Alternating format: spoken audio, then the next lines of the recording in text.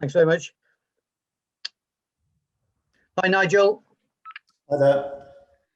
How are you doing? And I just wondered, have you rewatched Saturday's game at all? And have you analysed it in detail? And did you have any further reflections on the game? And how does the team possibly avoid being dominated like they were for large spells in the first half? That's three questions in one go then, eh? For start. Yeah, of course we've watched. Of course we've analysed it. We've already debriefed it. So, yeah, we're now looking at Bournemouth. So, it was a good win. Good win for us. It was a game which we couldn't get a foothold in early on. So, but like I said the other day, the players really stuck at it. So I'm delighted for them that they were able to turn what was quite a challenging first half into a really positive performance and win. So yeah, that's all been done now. We've looked at that and we move on now, because you don't get a chance to dwell on things, and that's the nature of the championship. Yeah, I was going to say, is the championship just as frenetic as you remember? Yeah, of course it is. Yeah, it's. But I think this season as well, just because it's been compacted even more, it makes it a relentless challenge to deal with. So, but we'll just get on with it. It's fine. You're coming up to your first week at the club, Nigel. Has anything surprised you about your time there so far? I don't know whether surprise would be the right word, but I tried to come in without preconceived ideas and basically take things as they go. Basically, there's lots of good things about the football club. I got the opportunity because there'd been a difficult run. The players have been positive, and so have the staff. So really, it's more about just getting to grips with the reality of the situation, and making sure that the messages are as clear as possible and as positive as possible. How are you finding life up at the Phelan training ground? Today is the 1st of March, and I think later this month, the club is due to move into the new training facilities. Yeah, well, when that happens, it'll be good. But until that point, it's just keep cracking on. I'm not. The facilities look great. Hopefully, I'll have a chance to look around it at some point. But that's not a priority for me at the moment. The priority is always to concentrate very much on the team. It's great that we've invested so much finance into creating the right sort of atmosphere, but of course it's about the people who populate it that's very, very important. And at the moment, that is something to look forward to, but my focus is just very much on the football. Team news then for Wednesday, Nigel. Ahead of the game at the weekend, you said that Joe Williams, I think, is having surgery. If that's correct. Are we likely to see him at all this season, or is he likely to be out for a while now? I would have thought it's pretty unlikely, but again,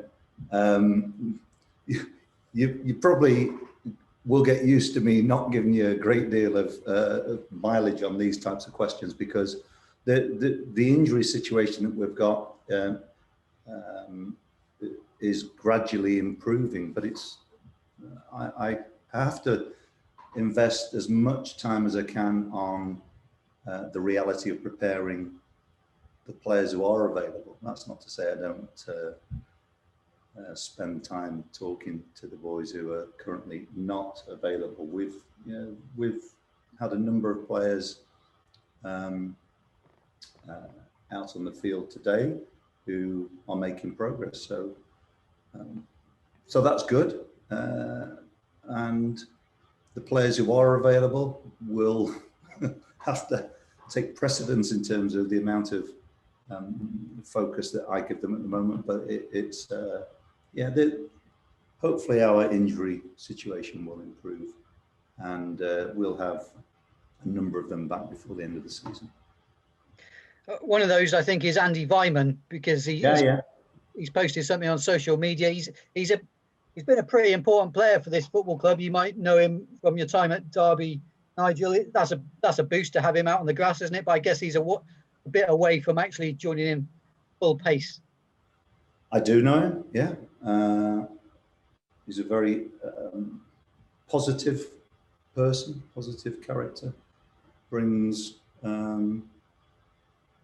the types of qualities that I like in players, and that is hard work, team ethic. He's a good player and a good man. So, but we won't be seeing him this season. I wouldn't have thought, to recover from an ACL injury. I think it's very important for us to make sure that when he's back for good, and that's my view on all players. Really, it's that there aren't too many occasions that I think it's either ethical or a sensible thing to do is to put players into a position where they're at risk. So I'm very pragmatic about it. We'll see when he's back. But good to see him out on the grass today. Are you able to confirm if any of Henry Lansbury, Liam Walsh, Nathan Baker, or Aurora Edwards might possibly be in the match day squad for Wednesday? I can confirm that is not likely. Yeah, look, okay. There's a difference between players being back on the grass and being match fit. And I've just actually explained that in your last question. I don't see what mileage there is in putting players at risk when they are recovering from injury. So it's one thing to clinically treat the injury, but then of course there has to be a period of reacclimatizing, especially with the load of training. You can't just go from being out on the grass to available to play a match. These lads, the game's changed. These lads are athletes now, so it's trying to formulate the right plan to get them back, so that when they're back, they stay back. Yeah, sure. And on to Bournemouth then, the challenge of Bournemouth. Have you had a chance to study them in detail? What do you make of them? Yeah, we've had first look at them today. They're a side that obviously were relegated from the Premier League last season. They retain a lot of quality. They've had to change themselves in terms of managers. So from a club that's been exceptionally stable and is a very stable club in terms of how the business is run, I think. So they're going through a bit of a transition, but they've been in and around the playoffs right from the start of the season. So we expect it to be a tough game, but again, it's being aware of what your opponents are about, but I want us to concentrate on us. Thanks very much. Good luck for Wednesday. Thank you. Over to Michael. Hello, Nigel. Can you hear me? Okay. Yeah, I can, Michael. How are you? Well, yes, I am. Thanks. I'm writing a broader piece about football in Bristol. Okay.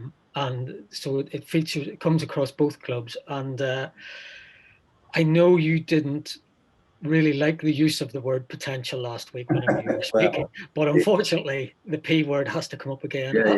No, you don't have to apologise. It's fine. After a week inside the club and inside the city, what are your thoughts on potential? That it is an accurate statement of fact, for sure. There's lots of the foundations for success are here. I think the ambition for success is also here. And I think those two things being aligned are very, very important. And I also have an understanding, I think, or the feeling I get is that there is a little bit of frustration that we have not realised that word that you use yet. But, yeah. But look, it's for me, it's a really, really good football. Yeah. Really good, and so one step at a time. I've been here a week. I can't give you an overview about everything because I've, as I've already pointed out, my focus is very much on getting to grips with knowing the staff and players. I don't just mean learning names. I mean trying to get to know what people are about and how they operate, and yeah, just getting a real feel of how things are. So that's the most important thing for me at the moment. But the broader question of are we well placed to make a progression? I would say yes, it's possible, because we do have two very important requirements. Like I've said, the facilities and the infrastructure is really sound, and the ambition is there. And I think those things are very, very important. And I suppose then it's managing expectation and trying to manage people's frustrations, that the pace at which we are developing and moving forward is the correct one. Just finally then, after on the way back from Swansea, did you feel excited? Did you think this has been a great week? I know it's premature. Well, I don't mean to lead you. No. I've said in an interview recently that I wish I could enjoy the good times a little bit more. I think the way I'm wired is very, and I don't know whether Gregor sort of took it the right way or not when I said I've already moved on from that. It is the nature of the Championship, but also for me, when things are going well, I'm always looking for what the next potential problem could be. So my focus is always about how we try to maintain an upward graph of progression. It's obvious that some days things won't go. So you may lose a game, you may get a performance which is not what you're looking for. But I think one of the things I've always tried to work to, and one of the things I always encourage the players to do is be very present, in the moment that you're in, and try to get a level of performance which is consistently high. And if our level of performance is right, often enough, it stands to reason we've got a good chance of winning games. Occasionally you'll be outplayed. Occasionally you'll come up against a side that's got more, is better than you, for want of I was going to try and think of a different way. But essentially, sometimes you come up against sides who have more than you, and then it's about understanding how you try and win that game by finding a different approach. So it's an ever evolving situation, and I think the most important thing for us here is to get a collective buy-in. If you get that, you've got a better chance of being able to deal with setbacks and also find solutions during difficult moments.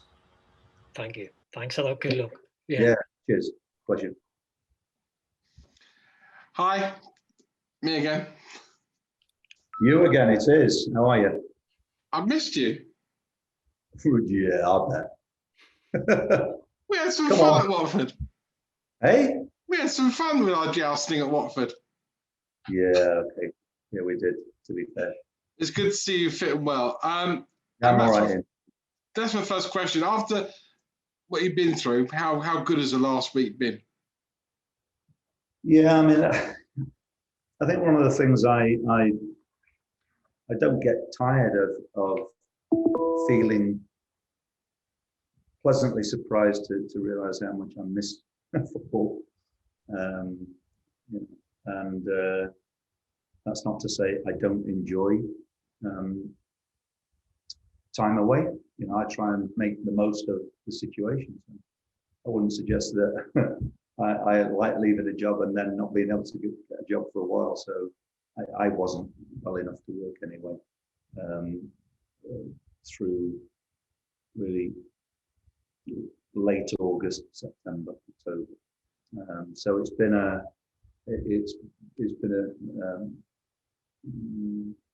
time which has allowed me time to think and make sure I recover well enough, because football, you know, football management is can be quite a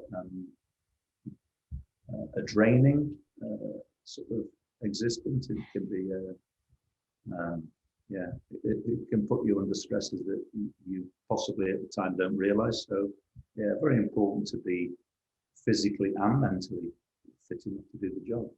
I mean, one word we're all using at the moment, the N word, normal. Has the last week then felt more normal for you, being back in a football environment and back managing and feeling all those emotions during a game? Yes, in one sense, normal. We now live in a world where normality is completely different to what it was a year ago. I mean, the club's protocols on dealing with the COVID situation in terms of safety is really outstanding. I mean, a much more comprehensive really set of procedures here than not saying it about Watford, but from what was, if you like, when the Premier League police used to come around to the training ground there, you know, we are doing stuff ourselves, which goes to an even different level. So I think when you consider that, for there still to be a positive feel is really credit to the people here and how they've how in an operational sense it's coping with the situation, because you've got to remember that team sports, there is a very social element of day-to-day life at training grounds, and of course not being able to behave in what was the normal can stretch, or rather put a strain on the, if you like, the environment and the culture that we currently have. So yeah, that remains a big challenge. But of course, as you know, I spend a lot of time on my feet at training grounds, walking around and making sure I'm visible. I think that's very important too. So yeah, always challenges, but the new normal, or this year's normal, will continue to, I think, evolve. And we don't really know what the future holds at the moment. That's the thing. But at least now, I think there is an element of optimism in terms of how we learn to live with this problem. In terms of future and optimism, and bearing in mind that you have spent a little bit of time on my side of the fence while you were off management, you did a bit of media work. So I'm going to put to you that you're only 7 points off the playoffs, which is eminently achievable to make up. And looking at your games in March, probably this one coming up against Bournemouth is the most difficult. that is your perspective, and that's your opinion. I'm always very wary of trying to categorize fixtures, because what you don't factor into that is the availability of your own players, the well-being of those players as well. So all teams are capable of having a difficult run at some point. So I'm not going to give you any cliches here, but I really haven't looked that far ahead. We will QPR, Birmingham. No, I know what they are. I know what they are. Tell me what they are. I know what they are, but I don't think like that. My total focus is on the next game. My last question is about the game with Bournemouth. I mean, obviously, Bournemouth you've got a history of Bournemouth, and obviously in terms of last weekend when they played Watford and they had that big ruckus at the end of the game, it all seemed to me to surround Jefferson Lerma, who is one of these players who, and you may not want to comment on other people's players, but sometimes, let's say, goes down too easily. And that for me in the game, in terms of football, you want to see football being decided by skills and by great goals and brilliant playing, and not sometimes by players who perhaps can cause a ruckus at the end of the game by play acting like that or going down too easily like that. Ian, I'm 57, and you have probably wasted about 20 seconds trying to explain yourself, when actually you answered it yourself. I don't comment on other people's players. I think it's not my position to make judgments on people when it's taken out, when it's taken out of context. And so, again, my focus is my own players, our players and staff here, and I look at these preparation days in terms of what it means on a football sense. So I'm sorry, I can't play ball with that question. No problem. Listen, it is genuinely fantastic seeing you back, and good luck. Thank you, top man. Thank you. Thank you, everybody.